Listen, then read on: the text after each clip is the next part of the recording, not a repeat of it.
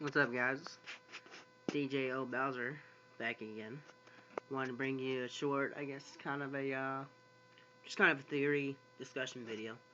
Uh, I've been doing a bunch of, well, I don't know if you really say studying or anything, but just kind of reading up, discovering. First, first off, I wanted to say I take no credit in any of these. These are all from different sources, and those different sources got their different sources. But mostly on Legend of Zelda, Ocarina of Time, Majora's Mask.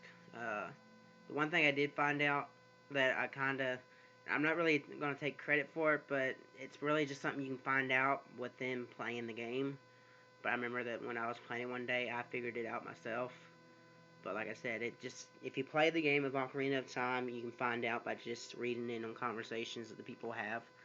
So it really ain't hard to find this theory at all. But it's theories about the spirit that comes out of the well, and which ultimately becomes Bongo Bongo, which is your battle in the Shadow Temple. But if you go into Kakariko Village as an adult, or as a child, no, sorry, it's as an adult because all the people from Hyrule are in Kakariko Village now. So yeah, it has to be an adult. But anyway, when you go into Kakariko Village as an adult, the professor that you see in Hyrule Market as a child, he's supposed to be this big, smart head honcho, whatever. And he tells you on how the story goes that there used to be a greedy man that used to live in the house where the well stood now. And stories stuff go around that this guy is that spirit that comes up out of the well when you come to Kakariko Village after you defeat the Water Temple. But like I was saying, that theory kind of just proves itself when you play the game and you read it in conversations. He says that the man lived in a house where the well stood now. And as you see in the cutscene, the spirit comes up out of the well and heads to the Shadow Temple by Sheikah's help. And if you remember, Bongo Bongo is the boss you fight in the Shadow Temple. So yeah, like I said, it's pretty much like I said, I didn't discover it. I just discovered it playing the game. Like I was saying, it's really something you figure out when you're playing the game. So, no biggie there. And then another video that I've been seeing on YouTube. I'm actually looking at it right now. So if you see me glancing off camera, that's why. But there's a theory for Majora's Mask, and it talks about how apparently, ultimately, when you get every single mask in the game, your ultimate victory is getting the Fierce Deity mask, which is supposed to be the ultimate mask in the game. And it is a great mask, but the only downside I always thought about it, you could only use it in monster battles. You couldn't just use it anywhere. But people made it to where you can glitch around that, and you could pretty much put it on anytime you wanted. Some big glitch, you had to use your Zora on any kind of pond or river. So you had to be at either the Great Bay or any kind of water with a shallow edge. So people pretty much put it to where you could actually glitch into it. But back again to the main theory of that one. I love this theory. I mean, it makes a whole heck of sense.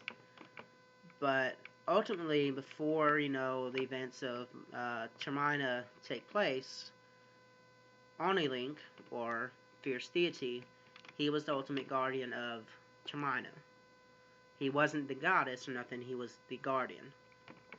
He was the protector. And the rumor, or the theory is that Saria, the Saria of Termina's realm, she started out and she met the Fierce Deity Link, or Onilink.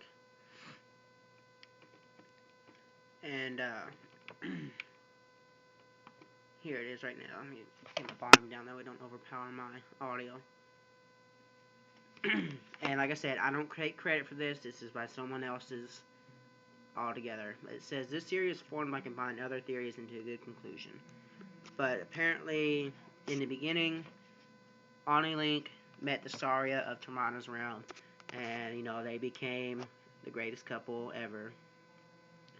And apparently they met together, and she wasn't a great fairy yet, but she had fell in love with Link, and okay, there is a Termina Link and a Saria. Okay, this is where it gets good.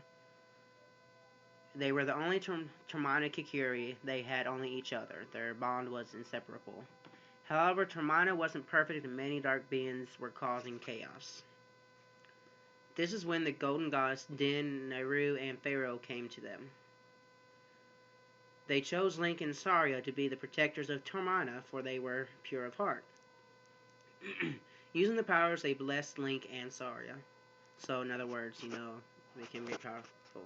Link became the fierce deity protector of Termina, who battled monsters and demons and protected the citizens, while Saria became the goddess of Termina, who blessed people and answered their prayers. However, they went unnoticed. Termina did not know they had a protector and a goddess, but someone found out. And this is part of the video right here. The Sheikah and Termina found Saria, worshipped her, claiming that she was the great goddess. Saria decided to use her gifted powers for her own use so that the Sheikah would praise more and more, and they became corrupted.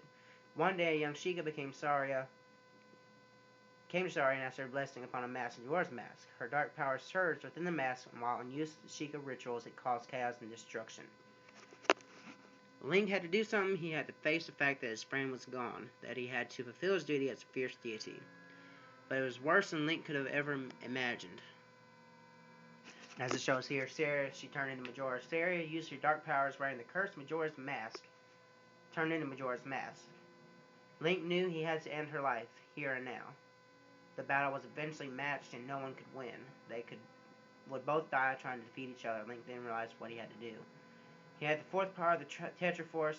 He is Link, meaning that he's still descended from the ancestors, and now he had the Triforce. Using his newfound power, he sealed Saria in the mask. Victory was his. But Link was now alone. And like I said, this is where it gets real good, and it's really makes sense. His only friend was gone. He stood now in sorrow over his friend. But then a little boy came by, and I think you guys may know where this is going.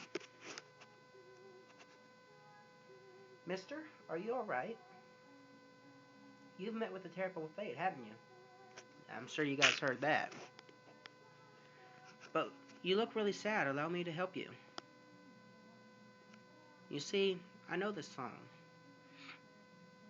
This melody that heals evil, magic, and troubled spirits. And I love this song actually has lyrics. If you want, I'll sing this song and then you'll be renewed. Trust me.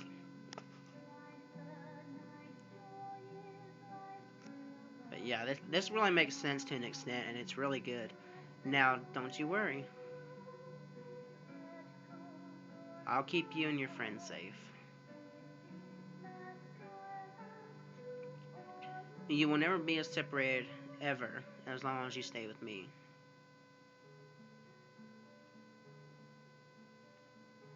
Sad, but really, it makes sense. I mean, in a way. But, yeah.